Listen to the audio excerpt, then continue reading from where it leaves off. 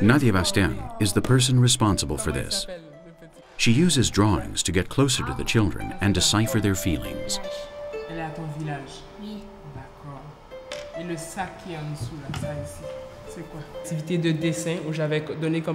We use drawings so that the children can tell us their experiences through time. In some cases, the drawings are very clear, and it's easy to see how they feel and all that they've had to go through. While in others, it's not so clear, and we have to search out the information that is hiding in the background. But all of them have something to do with their parents, their guardians, their experiences, their possible suffering. Some children draw a flower for their father as a symbol of thanks or of filial love. With this, we get the children to speak. Yvette d'abord va me raconter son dessin, qui elle a dessiné. Vas-y Yvette. C'est qui sur ton dessin?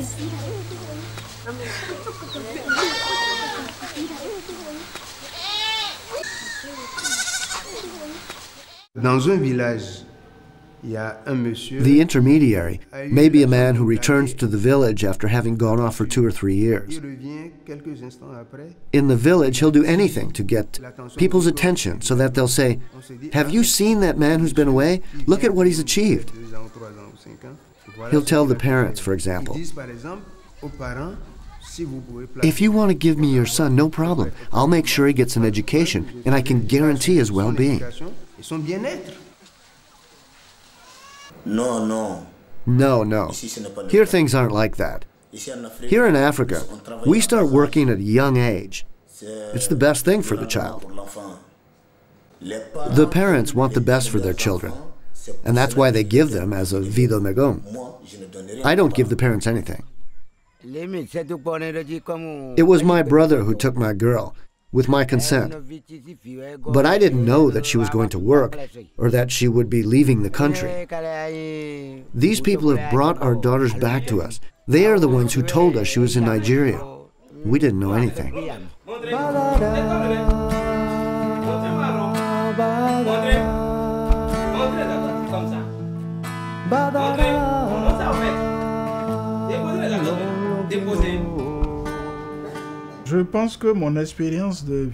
I don't think my experience as a vie de maison was the only one.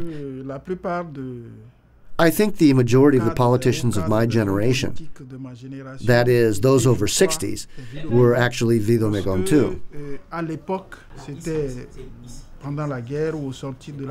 It was wartime, and our parents lived in small villages out in the country. Many of them sent their children to the city, to Porto Novo or Cotonou, so that they would become those who write. Nowadays, this practice has been radically distorted. It is the guardian who proposes taking care of the child, who gives something to the parents, as if they were buying them.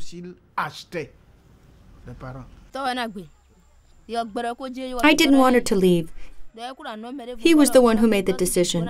I told him that the girl should be with her parents. It's true I like to drink, but that's not what made me give up my daughter. Ignorance was to blame.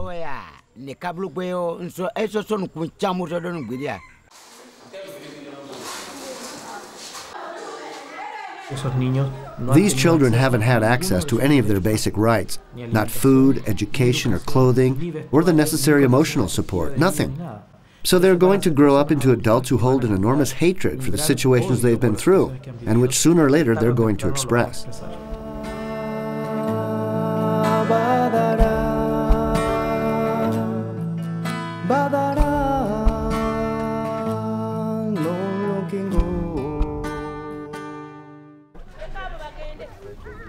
Okay.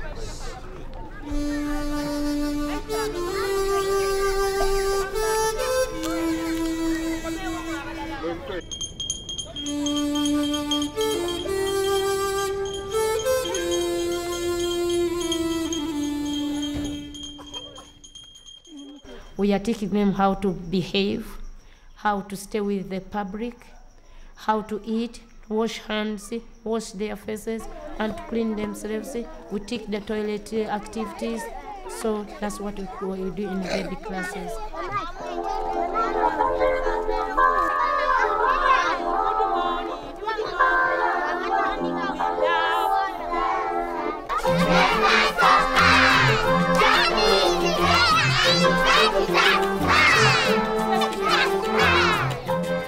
In addition to this education, all of these children have something else in common.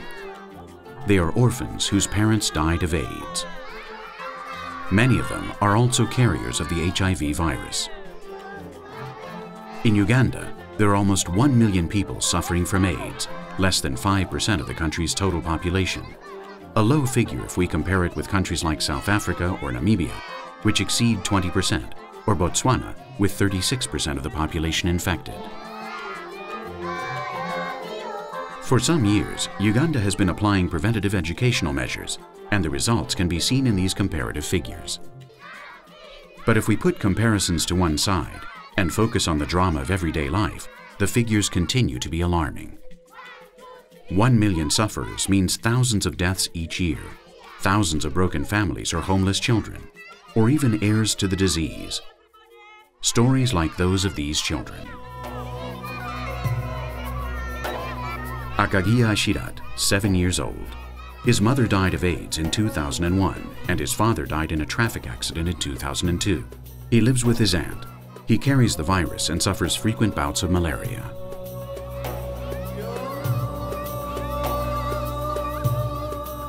Junior Idiru, 4 years old. His father died of AIDS, and his mother sells fruit in the market. He lives with her. Patricia Nauyanzi, 7 years old. Her mother was a prostitute in Kampala and died in 2000. She lives with her grandmother. She suffers frequent bouts of malaria. Jalia Kawedele, 3 years old. Her father died of AIDS in 2000 and her mother lives in the Congo, but nobody knows where. She is a carrier of the virus. She lives with her aunt. But these children, these in particular, have hope. They are the exception. Other hundreds of thousands of African children wander the streets of the large cities or are used as cannon fodder.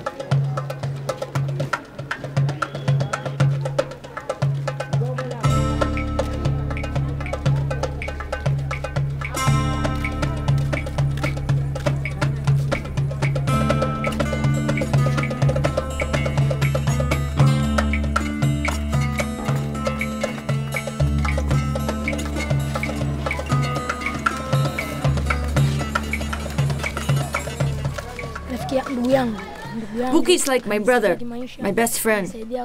He helps me with many things. He takes me to school, and when my mother gets sick, he takes her to the hospital. When I get a job where I have to carry rubble or trash, he does the hardest part. But we also go for walks or have races. He's always with me.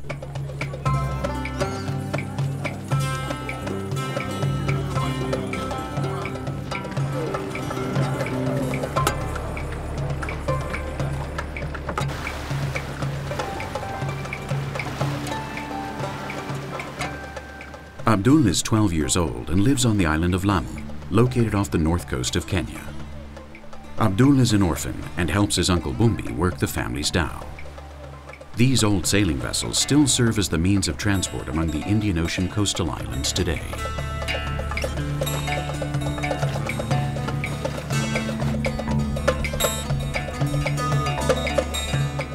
Lamu is a small island of adobe houses and modest palaces inhabited by the former sultans who dealt in slaves for the European and Indian market.